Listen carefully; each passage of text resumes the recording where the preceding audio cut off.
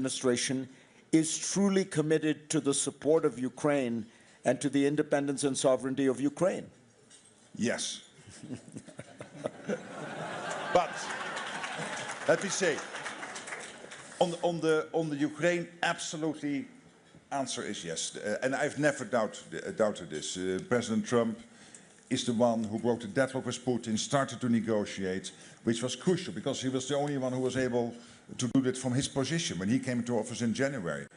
And he is pushing with Steve Witkoff, with Jared Kushner, with Marco Rubio, endlessly, of course with help from many Europeans, Jonathan Power I see here, and so many others in this room, working day in, day out to get the Ukraine issue solved, to get the war brought to an end, a sustainable end, where Russia will never ever try to attack again. And when it comes to the Arctic, President Trump in his first term already said we should spend more time and more energy on the Arctic and to defend the Arctic against the Russians and the Chinese because the sea lanes are opening up.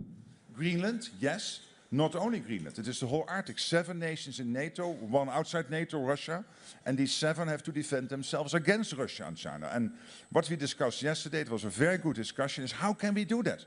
1, how can collectively the NATO allies help here, the 7 in the High North, and also others to support that. But the 7 in the High North, including the United States, because also the United States is an Arctic country because of Alaska. And of course Canada, Iceland, Denmark, Sweden, Finland and Norway. How can we make sure that these countries collectively make sure that the Arctic stays safe, that the Russians and the Chinese stay out?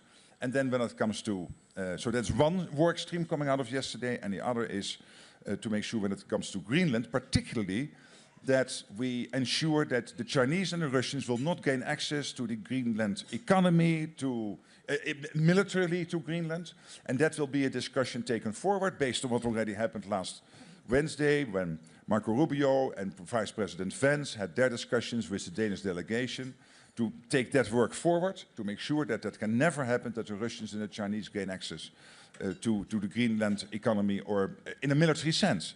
But of course, all of this is not about Greenland or the Arctic. First of all, this is about how can we protect ourselves against our adversaries. Our main adversary is Russia for NATO. And of course, we see China massively building up. So let's not be naive about China. But Russia is our main adversary. And these incredibly courageous Ukrainian soldiers, the Ukrainian military, the Ukrainian population are defending their country against Russia. And what I would hope today, we will discuss how we can help them. They need interceptors, they need our military support going forward. I know we have these peace talks going on, great, hopefully they will conclude soon. Yes, I know the European Union freed up 90 billion, fantastic, but we know that will only be concluded somewhere in April, May. And today, Kiev, Kharkiv, Lviv, but also so many smaller cities in Ukraine are being hit by Russian missiles, by Russian drones. We know that the water supply is down. We know that electricity is down. It is minus 20 degrees in Kiev as we speak. So what we need is to keep our eyes on the ball of Ukraine. Let's not drop that ball. And that means, yes, great peace talks, fantastic. We will do everything to conclude them successfully, but it will not happen tomorrow. And they need these interceptors, this military support tomorrow.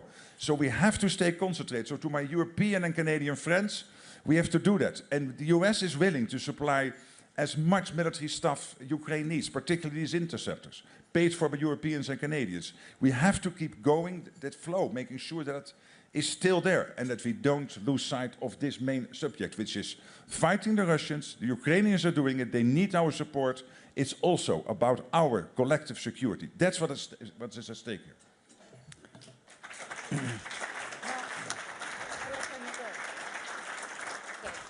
How do I turn this on?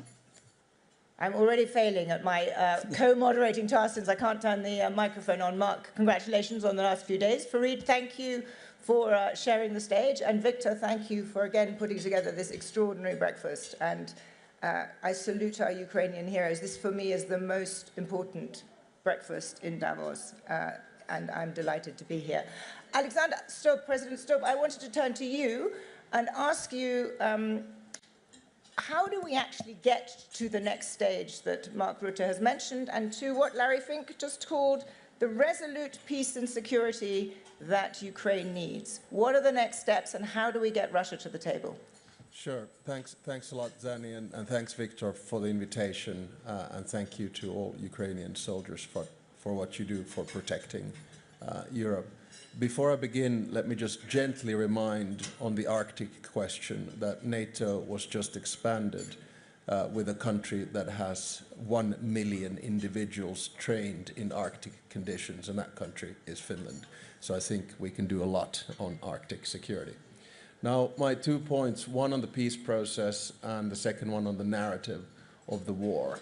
On the peace process, I think we are in a good place in the sense that the United States, Ukraine, and Europe, or more specifically the coalition of the willing, is on the same page. Ever since Jared Kushner came in with the help of the work of Jonathan Powell and many others, we're now in a concrete stage where we're looking at somewhere between 5+2 documents which have to do with security guarantees, the prosperity package which Larry has been working on, a sequencing document, and many others, and the 20-point plan, of course.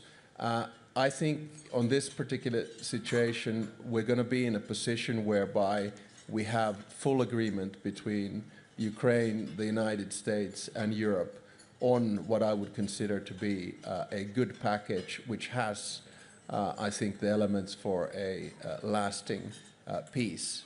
But here's where I come to my second point, and that is that I'm not convinced that Russia will approve this. And this is the worry that I have, and that's why I fully agree with Mark that this is not over. Right now, what we need to do is to focus on the today and the near future and how we can provide and sustain and help Ukraine. Now, on the narrative of the war, this is something that I'm a little bit baffled, both in the international discourse and perhaps in some of the things that we hear also coming from the United States. Let's make this clear. Putin has failed in every and each one of his strategic aims. Number one, he wanted to take over Ukraine and make it Russian. He failed. He will not take over Ukraine, and Ukraine will become a member of the European Union.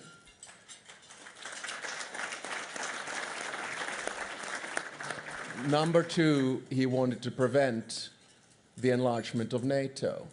He got 2 substantive military powers into the alliance and doubled his border with the alliance because Finland